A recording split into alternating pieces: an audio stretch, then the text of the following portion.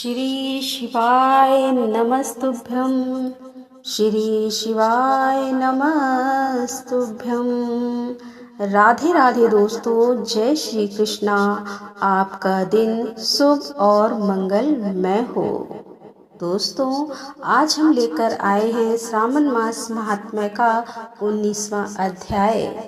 इसमें हम रसपान करेंगे दोनों पक्षों की एकादशियों के व्रतों का वर्णन तथा विष्णु पवित्रारोपण विधि।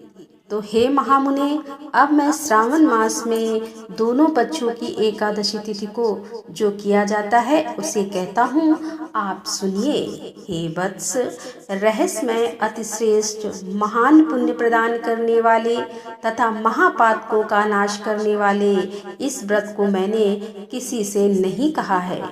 यह एकादशी व्रत श्रवण मात्र से मनुष्यों को वांछित फल प्रदान करने वाला, पापों का नाश करने वाला, सभी व्रतों में श्रेष्ठ तथा शुभ है। इसे मैं आपसे कहूँगा, सुनिए। दशमी तिथि में प्रातः काल स्नान करके शुद्ध होकर संध्या आदि कर लें और वेद वेता, पुराणज्ञ तथा जितेंद्रीय विप्रों से आज्ञा लेकर 16 उपचारों से देवादिदेव भगवान का विधिवत पूजन करके इस प्रकार से प्रार्थना करें कि हे पुंडरीकाक्ष, मैं एकादशी को निराहार रहकर दूसरे दिन भोजन करूंगा। हे अच्युत, आप मेरे शरणदाता होइए। हे वत्स, गुरु देवता तथा अग्नि की सानिध्य में नियम धारण करें और उस दिन काम क्रोध रहित होकर भूमि पर शयन करें। उसके बाद प्रातः काल होने पर भगवान केशव को मन से लगाएं। भूख लगने तथा प्रस्खलन गिरना, ठोकर आदि लगना के समय श्रीधर इस शब्द का उच्चारण करें। हे वत्स, यह व्रत मोक्ष प्रदान करने वाला है। अतः 3 दिनों तक पाखंडी आदि लोगों के साथ बातचीत, उन्हें देखना तथा उसकी बातें सुनना, इस सब का त्याग कर देना चाहिए। तदंतर क्रोध रहित होकर, पंचगव्य होकर मध्याह्न के समय नदी आदि के निर्मल जल में स्नान करना चाहिए। सूर्य को नमस्कार करके भगवान श्रीधर की शरण में जाना चाहिए और वर्णाचार की विधि से सभी कृत्य संपन्न करके घर आना चाहिए। वहाँ पुष्प, धूप तथा अनेक प्रकार के नैवेद्यों से श्रद्धा पूर्वक श्रीधर की पूजा करनी चाहिए। उसके बाद शुभ वर्णम पंचरत्न युक्त श्वेत चंदन से लिप्त तथा 2 वस्त्रों से आच्छादित कलश को स्थापित करके और शंख चक्र गदा युक्त देवादिदेव श्रीधर की प्रतिमा स्थापित कर उनकी पूजा करके गीत बात तथा कथा श्रवण के साथ रात्रि में जागरण करना चाहिए। इसके बाद विमल प्रभात होने पर द्वादशी के दिन विधिवत पूजन करके कृत्य होकर बुद्धिमान को चाहिए कि श्रीधर नाम का जप करे। इसके बाद उन शंख चक्र तथा गदा धारण करने वाले देवादिदेवेश श्रीधर की पुनः पूजा करे और स्वर्ण दक्षिणा सहित कलश ब्राह्मण को प्रदान करे। उस समय ब्राह्मण को विशेष करके नवनीत अवश्य प्रदान करे। इस प्रकार प्रार्थना करें कि भगवान श्रीधर, आज आप मुझ पर प्रसन्न हो और मुझे अत्युत्तम लक्ष्मी प्रदान करें। हे मुनि श्रेष्ठ, इस प्रकार उच्चारण करके जगत गुरु श्रीधर से प्रार्थना करके श्रेष्ठ ब्राह्मणों को भोजन कराकर अपने सामर्थ्य के अनुसार दक्षिणा देनी चाहिए। उसके बाद सेवकों आदि को भोजन कराकर गायों को घास खिलानी चाहिए। इसके बाद मित्रों तथा बंधु बांधवों समेत स्वयं भोजन करना चाहिए। हे सनत कुमार, मैंने आपको यह श्रावण मास की शुक्ल पक्ष की एकादशी व्रत विधि बतला दी।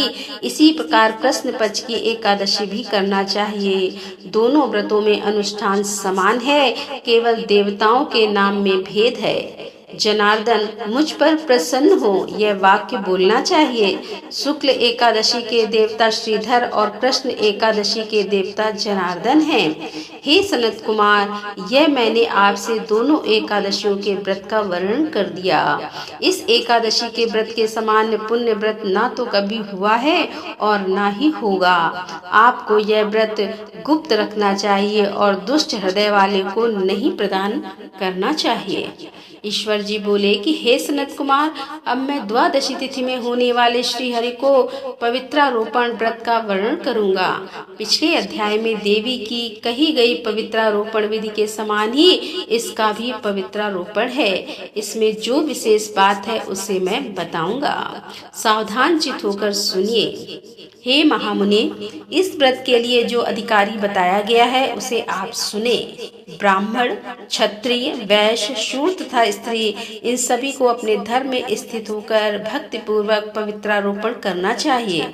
सतयुग में मणिमय, त्रेता में शून्यमय और द्वापर में रेशम का और कलयुग में कपास का सूत्र पवित्रक के लिए बताया गया है। सन्यासियों को शुभ मानस पवित्रारोपण करना चाहिए। बनाए गए पवित्रक को सर्वप्रथम बांस की सुंदर टोकरी में रखकर शुद्ध वस्त्र से ढककर भगवान के सम्मुख रखें और इस प्रकार कहे कि हे प्रभु, क्रियालोप के विधान के लिए जो आपने आच्छादन किया है, हे देव, आपकी प्रसन्नता के लिए मैं इसे करता हूँ।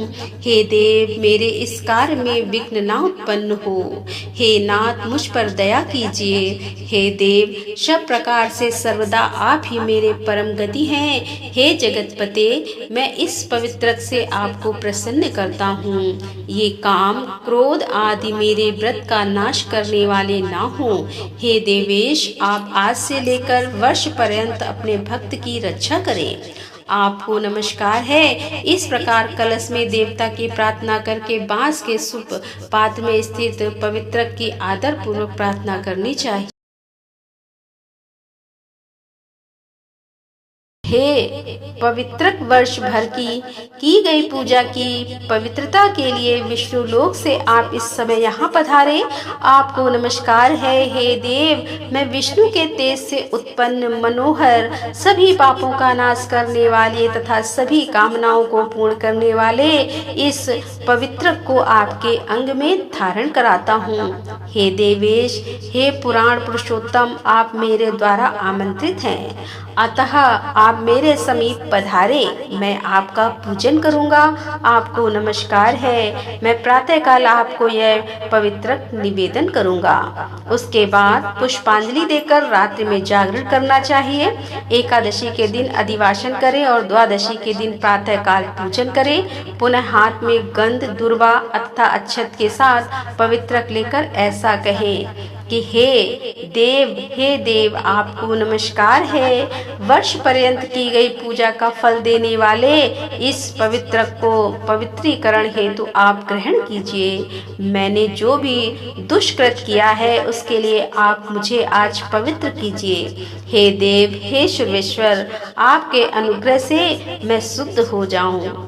इस प्रकार मूल मंत्र से संपुटित इन मंत्रों के द्वारा पवित्रक अर्पण करें और उसके बाद महानैवेद्य अर्पित करके निराजनक कर प्रार्थना करें और मूल मंत्र से घृत सहित खीर का अग्नि में हवन करें। इसके बाद इसी मंत्र से पवित्रक का विसर्जन करके कि हे पवित्रक, वर्ष भर की गई मेरी शुभ पूजा को पूर्ण करके अब आप विसर्जित होकर विष्णु लोक को प्रस्थान करें। इसके बाद पवित्रक को उतार कर ब्राह्मण को प्रदान कर दें अथवा जल में विसर्जित कर दें।